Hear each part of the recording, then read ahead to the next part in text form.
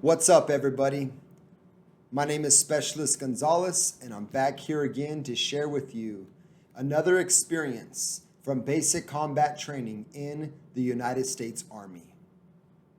Today's video is going to be about a time that I was in some serious trouble and I was pending to be removed out of the United States Army. But I prayed to God, and God turned my situation around and He gave me the victory. I want to share this story with you because I want to inspire you. And I want to give you hope if there's anybody out there who is struggling with a similar situation. Anybody out there that is facing a UCMJ, that is facing some kind of a disciplinary action or a punishment, I want to give you hope and let you know that there is an option. There is a way for you to get victory in that situation. Let me start off today's video with talking about discipline. In the United States Army, you will learn to have discipline. The entire system revolves around discipline, individual discipline and team discipline. A lot of people come into the Army with bad habits and dirtbag mentalities, and it's the Army's job to take that, to correct it, and to change it and to mold a soldier. And we can mold a soldier out of anybody as long as you want to be there. When you're in the United States Army, you will learn how to follow instructions, how to move, how to march, how to have the correct appearance, your uniform to be correct. You will learn all these things. You'll learn how to respect authority, how to identify the different ranks in the hierarchy. You will learn how to become fit, both mentally and physically fit to fight. All those things. Now, the Army has a standard, and you're expected to line up. If you don't line up, we will remove you. And the Army will just go rolling along unaffected. So let's jump into today's story. Now, I remember being at Fort Jackson, 334 Battalion, and struggling when I first got there. I was transferred to 3 different platoons, each one trying to find where I was going to be a good fit. I started off at 4th Platoon with the Delta Dragons. Then I was transferred over to 2nd Platoon, Death Dealers. And then I was transferred over to 3rd Platoon with the Dogs. And ultimately, the Dogs is where I was supposed to be. The second day after getting settled in with 3rd Platoon, we went on a field training exercise. And we spent the entire day out in the field, marching, shooting, training, and somewhere along the day, I got sick. And as we were walking back to the battalion to close out the day with final formation, I told my bay boss, I said, I'm sick and I need some time to take care of myself. So we got back to the battalion. I went upstairs to use the bathroom, and I was in there for probably about 15 to 20 minutes. And while I was in there, the company had final formation. Well, after a few minutes of being in the bathroom, I noticed that I didn't hear any sounds. I didn't hear anybody coming up the stairs, soldiers, trainees coming inside the room, the bay. I didn't hear any of that. And so I finished up with what I was doing, opened up the bathroom door, and walked out completely empty. Everything was empty. I walked over to the window. We're on the 3rd floor, and I look out and I see the entire company getting smoked. Somewhere throughout the day, we messed up as a company. Maybe we failed to make a hit time or something happened, and the drill sergeants thought that we needed corrective action, so they used that time of the day when we were exhausted and began to smoke the company. I'm looking out the window watching them, and as I watch them and turn around to go outside, my senior drill sergeant walks up the stairs and catches me looking out the window and seeing the rest of the company getting smoked. I tried to explain to him, drill sergeant, it's not what it looks like. I'm sick. I'm coming down right now. But he wasn't even having it. He didn't even want to hear it. He just began to tell me, you're done. I am going to kick you out of the Army because while everybody is getting disciplined, you're up here hiding out and not participating. So he takes me, he marches me downstairs, he puts me in the pit in front of the entire company. We're talking about 300 soldiers. And he begins to just dig into me in front of everybody saying, guys, this man right here was hiding on the third floor, looking out the window, watching you guys while you were getting smoked.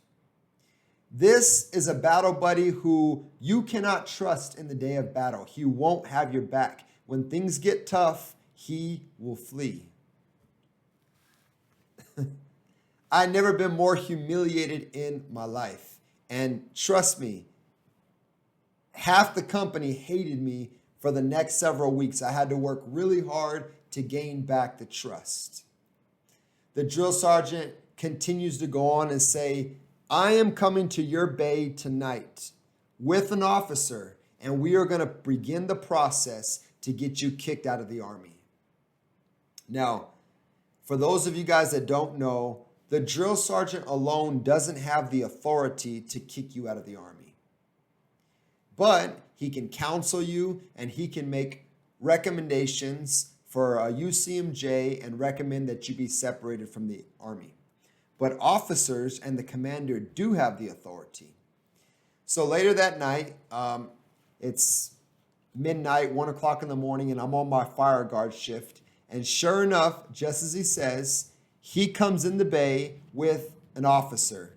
And they're looking for me, and they're trying to find another infraction that they can add up against me, build a case, and get me thrown out of the Army. Thankfully, they didn't find one. So the next day, I go to sick call, and I get taken to the doctor's office, and sure enough, I really was sick, and they found out that I had COVID-19.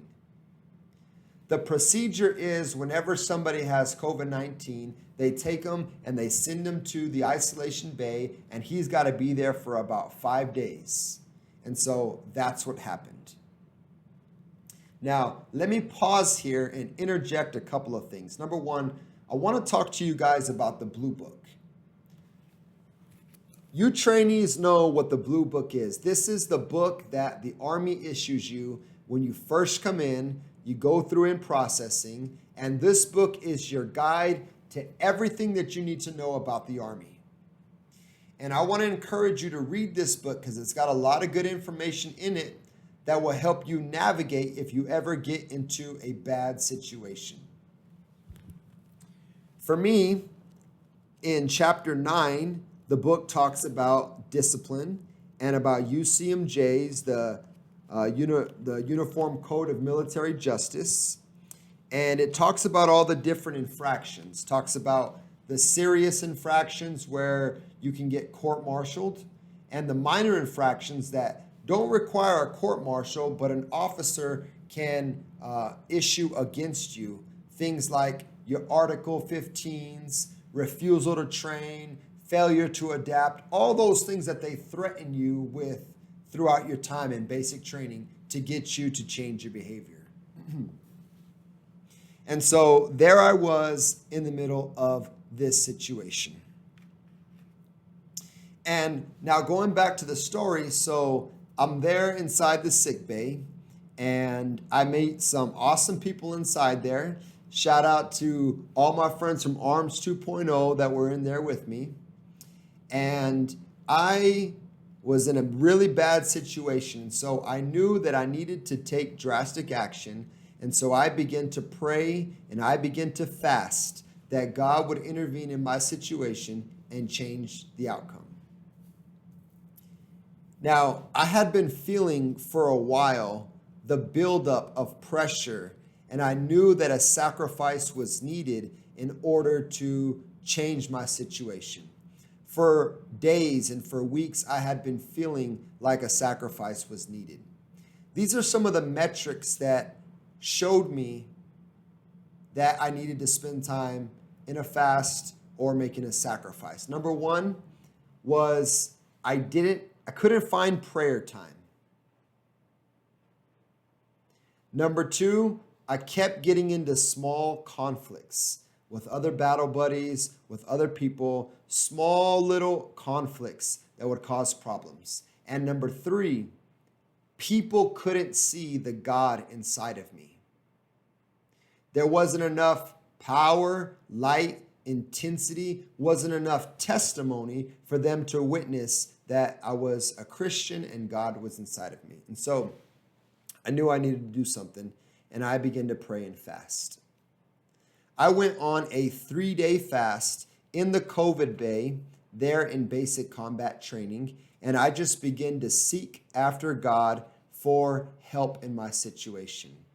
And sure enough, like always, our faithful God came through, and he gave me direction. He put a word in my spirit, and he began to change my situation for the good. I want to tell you guys that part of that process involved me calling up the chaplain and counseling with the chaplain and asking him for advice on what I should do in this situation. Ultimately, I ended up writing a letter to the captain, explaining who I was, explaining my situation, and asking to not be thrown out of the Army. I didn't want to be thrown out. I didn't want to go home knowing that I had not completed the task. I didn't want people to say you were a failure and you should have never joined in the first place because you ended up getting kicked out. And so I wrote to the commander, asked him to stay in, and that was that. What I can tell you is, as a result of my sacrifice, praying, fasting, and seeking after God, as a result of that, this is what happened. Number one, the commander read my letter and he rejected, God touched his heart, and he rejected the recommendation to remove me out of the Army. Number two, within 1 week's time, the senior drill sergeant that issued that counseling against me and was recommending UCMJ and removal from the Army, he redacted that counseling, closed it out, canceled it and closed it out. Number three, within about 2 weeks' time, we were walking and talking together as if we had been friends, conversating and having a good time. Number four, as a result of this sacrifice, God put me into a position where I was able to start speaking into the lives of soldiers and sergeants alike. Speaking to them, giving them feedback, and giving them recommendations and direction for their life as a result of that sacrifice. In the very end, the senior drill sergeant told me, Gonzalez, I see a complete change in you. You're not the same soldier that you were when you first came to my platoon. I'll tell you guys this, I never again had that issue in basic combat training. The fear of God definitely got into my spirit. I want to tell you guys this, regardless of what your situation is, remember, God has the final say in every situation. Amen? I want to tell you guys this, regardless of how bad the situation is, God is present and God can help you if you just begin to pray and seek after him. And if you follow the direction that he gives you as a result of that sacrifice.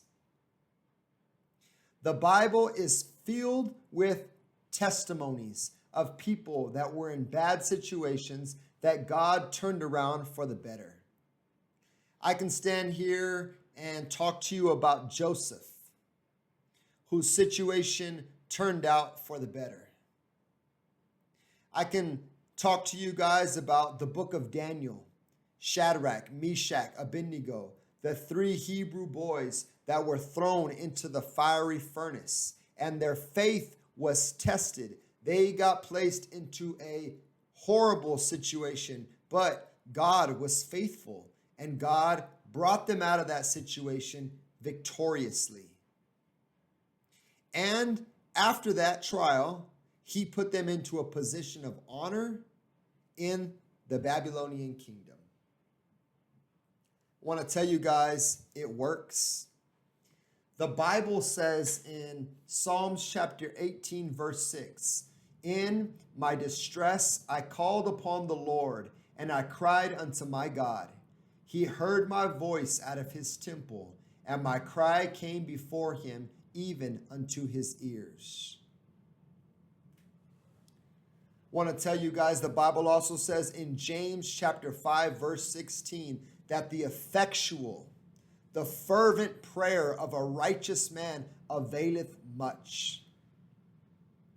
And so I'm here to just encourage you guys on your journey. Don't forget, prayer is a tool and it's available for you. You can go to God in prayer and you could have victory in your situation through Jesus Christ.